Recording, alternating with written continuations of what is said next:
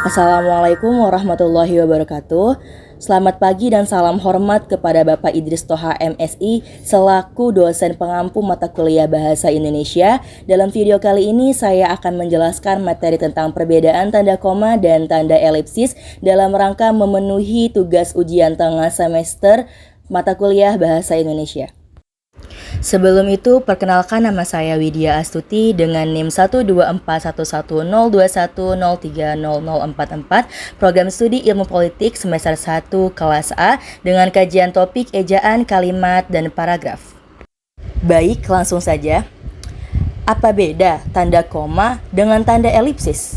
Menurut pandangan saya pribadi, jelas berbeda antara tanda koma dengan tanda elipsis. Dilihat dari bentuknya, jumlah fungsinya, serta dari penggunaan dari tanda baca itu sendiri.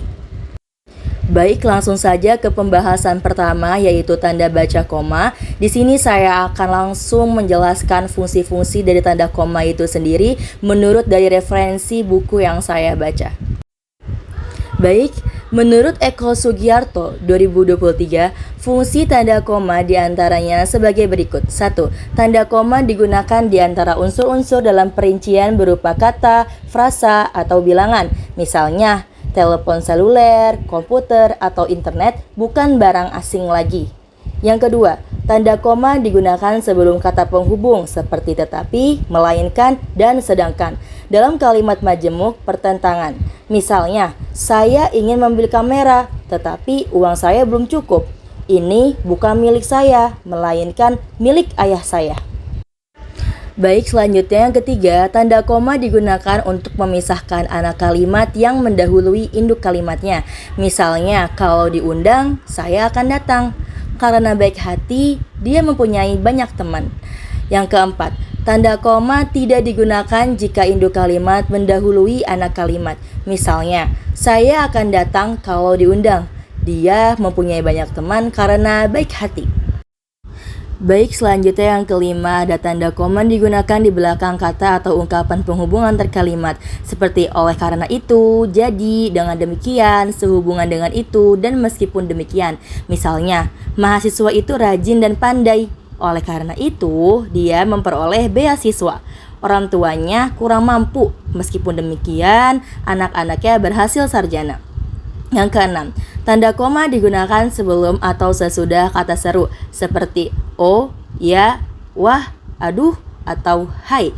Dan kata yang digunakan sebagai sapaan seperti bu, dik, atau nak. Misalnya, wah, bukan main. Hati-hati ya, jalannya licin. Yang ketujuh, tanda koma digunakan untuk memisahkan petikan langsung dari bagian lain dalam kalimat. Misalnya, kata nenek saya, kita harus berbagi dalam hidup ini. Kedelapan, tanda koma tidak digunakan untuk memisahkan petikan langsung yang diakhiri tanda tanya dan tanda seru dari bagian lain yang mengikutinya. Misalnya, di mana saudara tinggal? Tanya Pak Guru. Masuk ke kelas sekarang, perintahnya. 9. Tanda koma digunakan di antara A. Nama dan alamat, B. Bagian-bagian alamat, C. Tempat dan tinggal, serta D. Nama tempat dan wilayah atau negeri yang ditulis berurutan. Misalnya, Saudara Rahmat Hidayat, Jalan Sumbawa 1 nomor 18, Kelurahan Merdeka, Kecamatan Sumur Bandung, Bandung 40113, Surabaya 10 Mei 1960. Yang ke-10, tanda koma digunakan sesudah salam pembuka seperti dengan hormat atau salam sejahtera, salam penutup seperti salam taksim atau hormat kami, dan nama jabatan penandatanganan tangan surat, misalnya dengan hormat salam sejahtera. Yang ke-11, tanda koma digunakan di antara nama orang dan singkatan gelar akademis yang mengikutinya untuk membedakannya dari singkatan nama diri, keluarga, atau marga.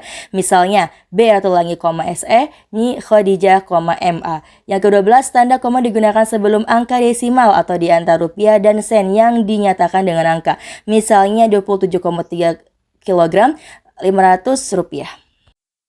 Yang ke-13, tanda koma digunakan untuk mengapit keterangan tambahan atau keterangan aposisi. Misalnya, guru saya Pak Ahmad pandai sekali. Di daerah kami misalnya masih banyak orang laki-laki yang makan sirih. Yang ke-14, tanda koma dapat digunakan di belakang keterangan yang terdapat pada awal kalimat untuk menghindari salah baca atau salah pengertian.